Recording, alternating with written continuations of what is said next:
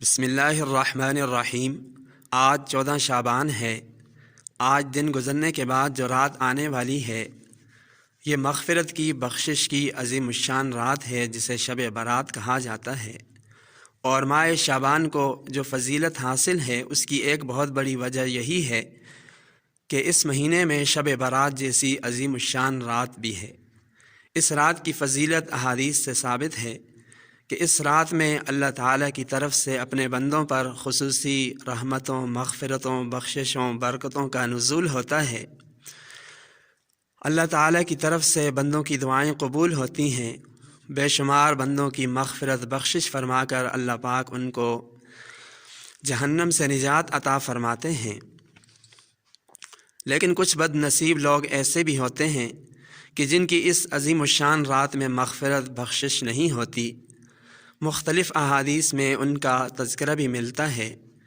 مثلاً ایک وہ شخص کہ جو کسی مسلمان کے لیے اپنے دل میں بغض، کینہ، حسد رکھتا ہو، اسی طرح کسی مسلمان کو ناحق قتل کرنے والا، بدکار، فاحشہ عورت، اسی طرح شراب نوشی کرنے والا، اسی طرح والدین کا نافرمان کہ جو والدین کی نافرمانی کرتا ہے، اس عظیم الشان رات میں، مغفرت کی اس رات میں بھی اس کی مغفرت، اس کی بخشش نہیں ہوتی۔ ان احادیث میں یہ پیغام دیا گیا کہ اگر کوئی ان گناہوں کے اندر مبتلا ہے تو اس رات کے آنے سے پہلے وہ اپنے ان گناہوں سے پکی سچی توبہ کر لے تاکہ وہ اللہ تعالیٰ کی مغفرت بخشش کا حقدار ٹھہرے، اور ان گناہوں سے بچنے کا خصوصی اہتمام ہونا چاہیے۔ شب برات عبادت کی عظیم الشان رات ہے۔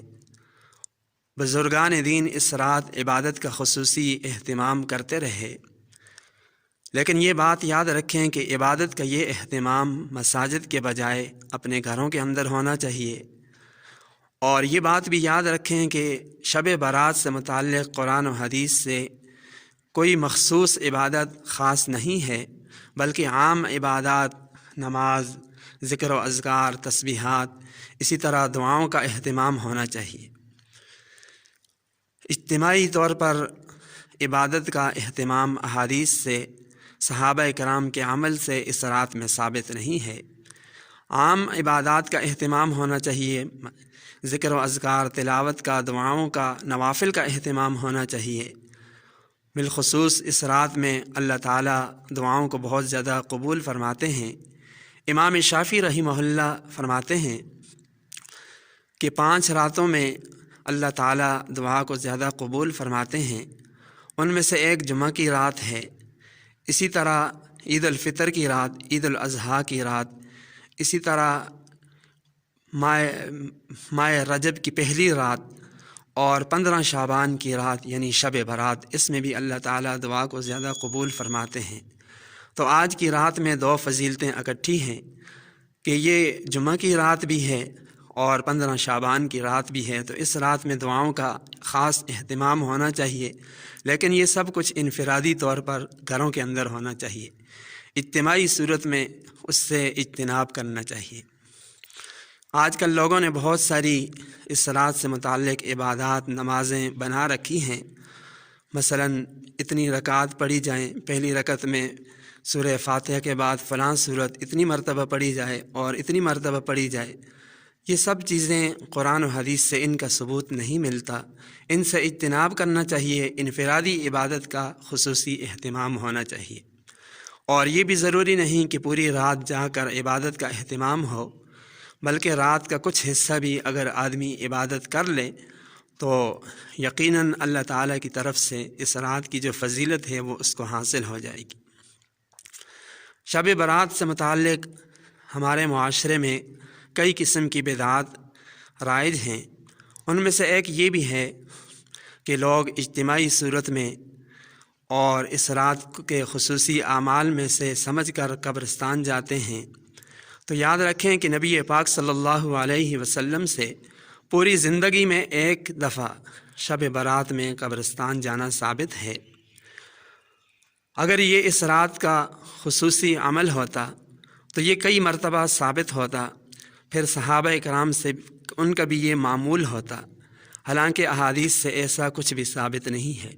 تو اگر کوئی شخص شب برات میں قبرستان ایک مرتبہ یا کبھی کبھار نبی پاک صلی اللہ علیہ وسلم کی اتباع کی نیت سے چلا جائے تو یہ تو درست ہے، لیکن ہر سال شب برات میں قبرستان جانے کو ضروری سمجھنا، اس رات کے اعمال میں سے سمجھنا، اس کو فرض واجب کا درجہ دینا، یہ بالکل بھی درست نہیں ہے، اس سے اجتناب کرنا چاہیے۔ اسی طرح شب برات سے متعلق، اس رات سے متعلق یا دن سے متعلق لوگوں نے بہت قسم کی نیازیں اور بہت سارے کھانے بنانے کا اس کے فضائل بیان کرتے ہیں کہ اس رات میں یا اس دن میں روحیں گھروں کو واپس آتی ہیں اور وہ ایصال ثواب کا مطالبہ کرتی ہیں، کھانے کا مطالبہ کرتی ہیں۔ تو یہ سب بدعات ہیں، لوگوں کی اپنی بنائی ہوئی باتیں ہیں، ان سے بالکل اجتناب کرنا چاہیے۔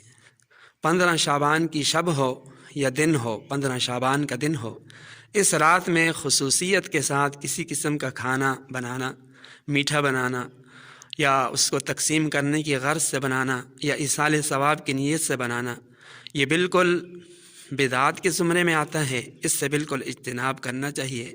قرآن و حدیث سے اس کا کوئی ثبوت نہیں ملتا۔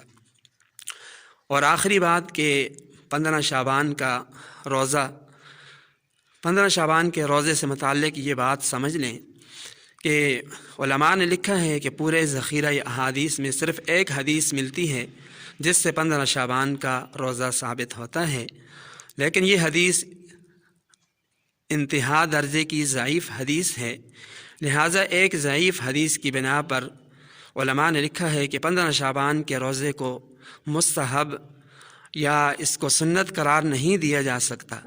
البتہ اگر کوئی شخص اس دن روزہ رکھنا چاہے تو اس کی بہترین صورت یہ ہوتی ہے کہ ایام بیض یعنی ہر مہینے کی جو 3 دن ہیں، 13، 14 اور 15، ہر اسلامی مہینے کے ان 3 دنوں کا روزہ رکھنا یہ باعث اجر و ثواب ہے۔ تو ان 3 دنوں کا اگر کوئی روزہ رکھ لے تو 15 شعبان کا روزہ بھی اس کے اندر آ جائے گا۔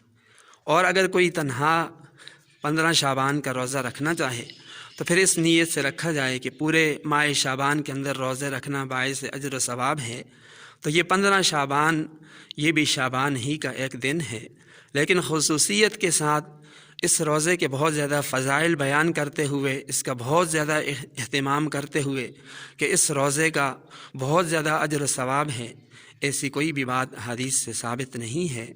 وآخر دعوانا ان الحمد للہ رب العالمین۔